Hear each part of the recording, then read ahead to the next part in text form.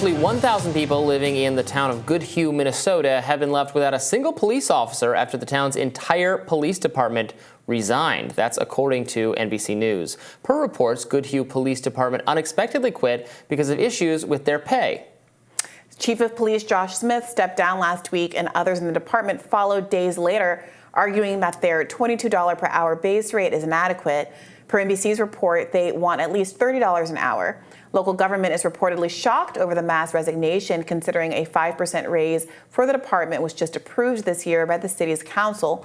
According to local news KARE 11, mayor of the town, Ellen Anderson Buck, said she was blindsided and devastated.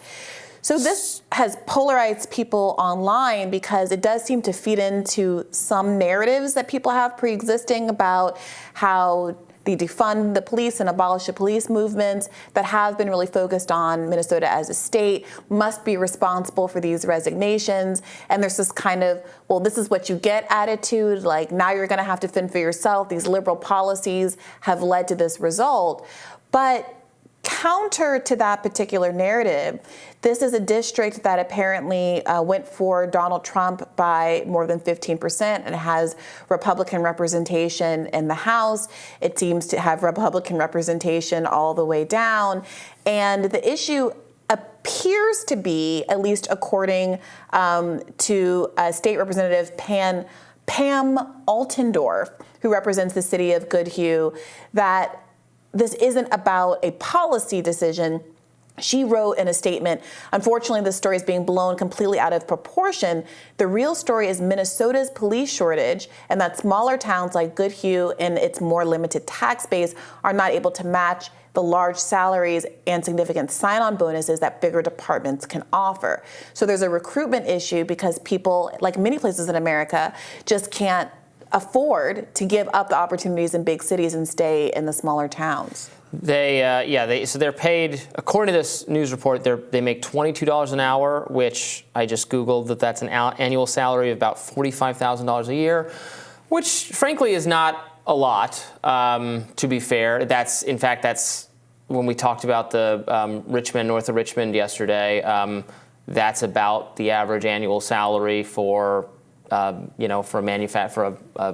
working in a factory job that the singer was complaining about, that not being enough money, or that when you add in the taxes, that's what it doesn't leave you with very much. So, I mean, we're kind of in the ballpark of that. Yeah. I don't know, the town of Goodhue, maybe that amount of money might go more there or less. I don't know. Apparently not far enough. But I mean, if it's not if it's not a particularly doesn't sound like it's a particularly crime-ridden place, so maybe the job is not as demanding. It's tough. I'm not. We're a weird pair to discuss this because you have some lefty. I'm not accusing you of being all in on defund the police, but you have lefty. I'm pretty in. And I want to defund everything that government does wholesale, every single last thing. So I'm not. So maybe we're not the most sympathetic people to go, oh no, this is terrible. But I mean, police services like any other service. I mean, you're going to disagree with this, but I don't know why police services can't be supplied privately. The same. There's security guards for malls and private and apartments and things like that, and so you could just hire someone to do it the same way. It doesn't need to be run by the government.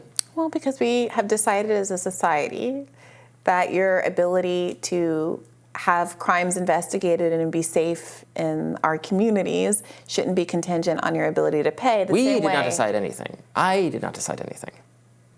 Who's this we? You're, as a citizen of the United States of America who has a democratic right to vote and weigh in on the legislative functions of your government. On how other people's money is spent. That's what we have decided and how we've organized ourselves as a society. So I feel as though in the same way that we would think it was craven and cruel to have someone's house on fire and say, well, you haven't paid your fire insurance premium, so we're going to let you burn. We decided as communities many years ago, that used to be the case, by the way. It used to be how it worked. You paid for like a medallion to be put on the front of your house, and the fire department would know this is the one that we should actually work on, otherwise we're going to let it burn.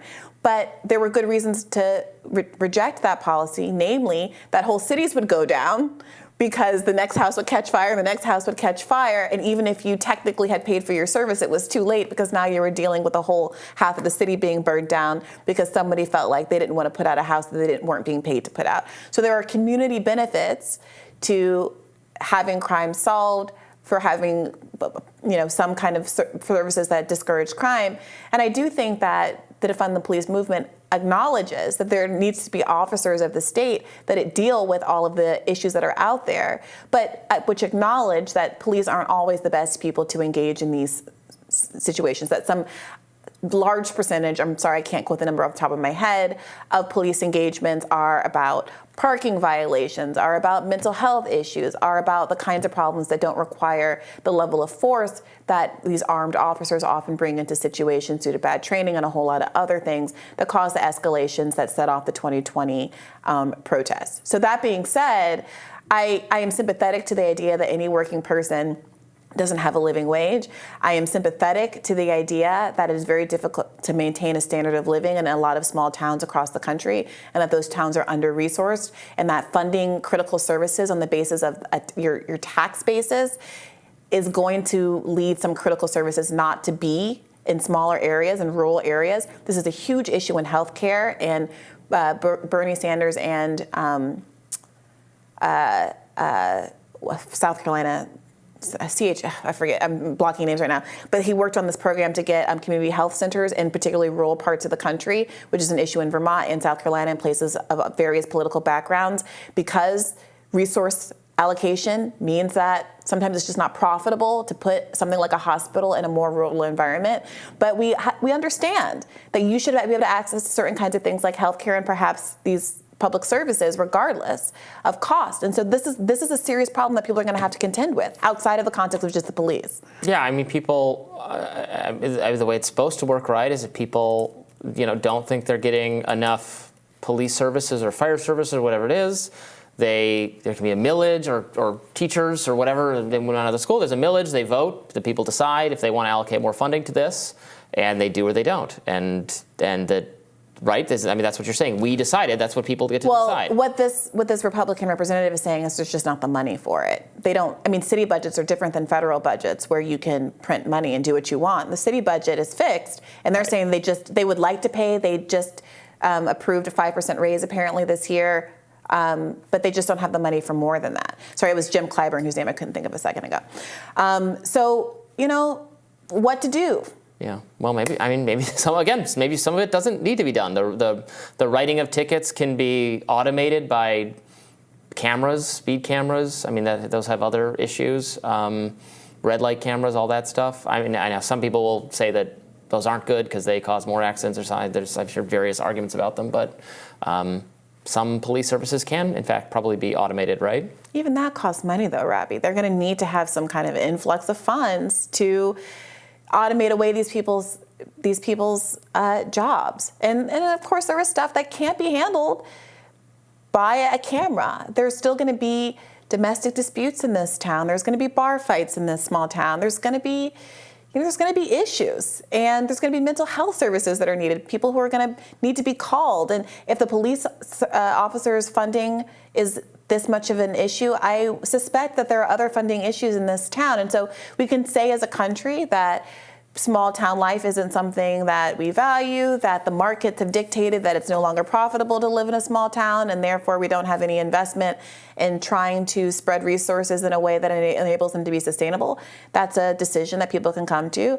But there are a lot of people who I think are going to bristle at that and want to believe that we can allocate resources across the state in a way that I'm on the other side of that. I mean, people used to move all the time for better economic opportunity. The whole country is built on people gradually heading west for better conditions, or leaving the European countries to come here. Yeah, and they still are. And so the entire police force is apparently gone in part because enough of them left to go to bigger cities in Minnesota to take advantage of the pay there. I don't think there's anything inherently wrong with that. There's no right to just have your little small town be this most idealist place ever, forever, even if circumstances are changing. People need to get, you can look for better opportunities elsewhere, as all generations of humans have for all of history. And I don't like the idea that we need to. I mean, some of these small towns don't need to be propped up so much as like allowed to die off, allowed to let people go elsewhere. Yeah, well, it looks like that's probably what's in the course of history for these places. If history is any indication, we're rising for you after this.